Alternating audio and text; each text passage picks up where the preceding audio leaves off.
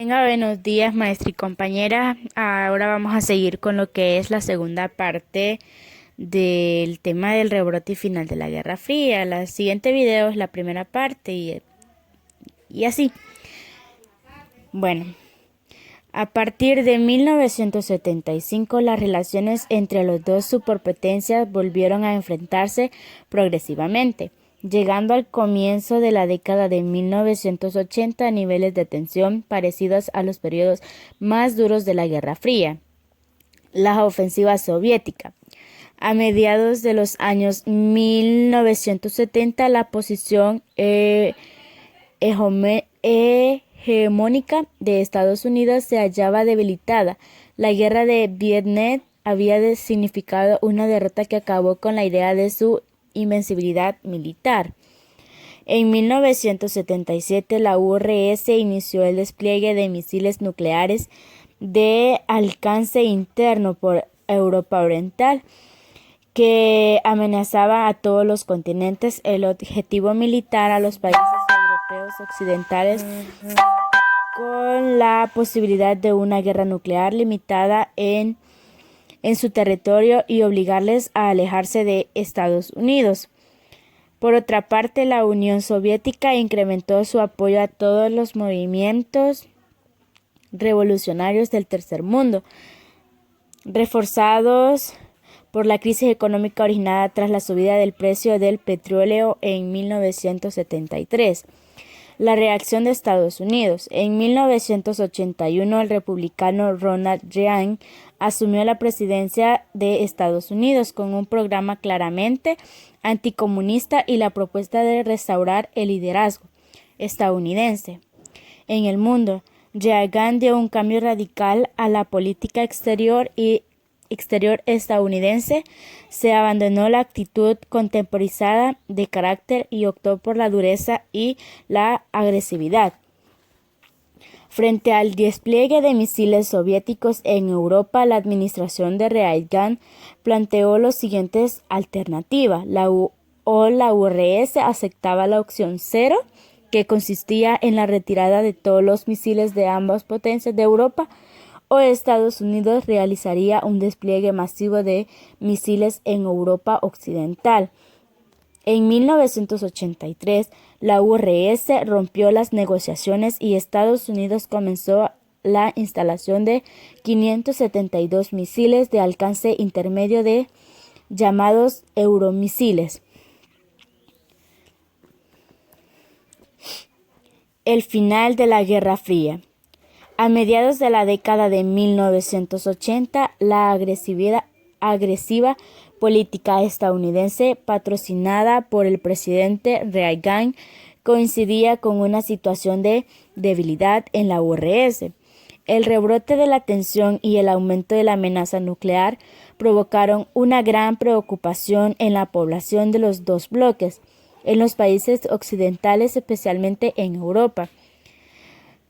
Resurgieron con fuerza renovada movimientos de carácter pacifista y antinuclear, que alcanzaron una gran presencia popular y que se mostraron muy activos con frecuentes manifestaciones públicas y actos de protesta en el bloque comunista. Esos movimientos no pudieron tener una expresión pública en causa por el fuerte control ideológico y social, aunque sí que fomentaron con una fuerza sentimiento de un rechazo hacia el comunismo que estalló el gobierno de Gorbachev en la Unión Soviética. La llegada en 1985 de Mikhail Gorbachev al poder en la URSS cambió radicalmente la política internacional soviética. El nuevo gobierno adoptó como una de sus prioridades el inicio de una política de diálogo con Estados Unidos, con el objetivo de detener la carrera armamentista y rebajar el enorme gasto militar, que estaba repercutiendo muy desfavorablemente sobre la economía soviética. Para poder hacerlo, introdujo una serie de reformas conocidas como la perestroika y la glasnost, Perestroika fue una reforma basada en la reconstrucción de la economía mediante la liberación de los precios y la apertura del mercado con una consiguiente descentralización del papel del Estado. Glasnost fue una reforma y apertura en el ámbito político que buscó transparentar a los medios de comunicación a los procesos gubernamentales. Las revoluciones democráticas en el bloque comunista. El debilitamiento del control ideológico y político en casi todos los países del bloque comunista dio como resultado la inmediata aparición de movimientos sociales favorables al establecimiento de sistemas democráticos. En 1989, en los países de Europa Oriental, se desató una oleada de manifestaciones públicas y de sublevaciones pacíficas que dieron lugar a las denominadas revoluciones democráticas. El movimiento democrático se extendió por casi todo el bloque comunista. En mayo de 1989, estadounidenses chinos comenzaron una protesta a favor de la democracia que se materializó en la ocupación de la plaza de Tiananmen. La desaparición del bloque comunista.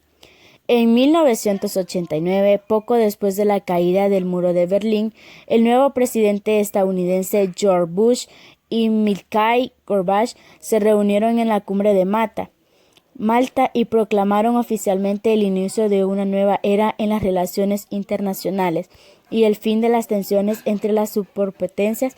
Se puede considerar este momento como el inicio de la Guerra Fría.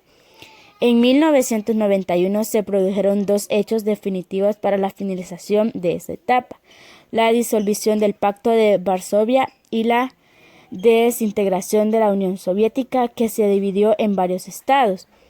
Con ello se ponía fin a la política de bloques y Estados Unidos se convirtió en la indiscutida primera potencia del planeta.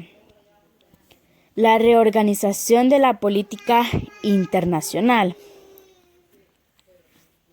Uno de los problemas que se planteó con el fin de la Guerra Fría fue el enorme arsenal nuclear existente y que ya no tenía ninguna lógica mantener. En este sentido, se firmaron en 1991 los acuerdos START I, que plantearon la destrucción de un tercio de los misiles intercontinentales con cabeza nucleares tras la desintegración de la URSS. La situación más peligrosa surgió en las repúblicas exsoviéticas que continuaron poseyendo armas nucleares. Las presiones rusas y estadounidenses sobre estos estados dieron como resultado la firma del Tratado No Proliferación Nuclear. Sin embargo, persistía y aún hoy persiste la cuestión de la enorme cantidad de armas nucleares existente en los arsenales de las antiguas superpotencias. Gracias por su atención prestada.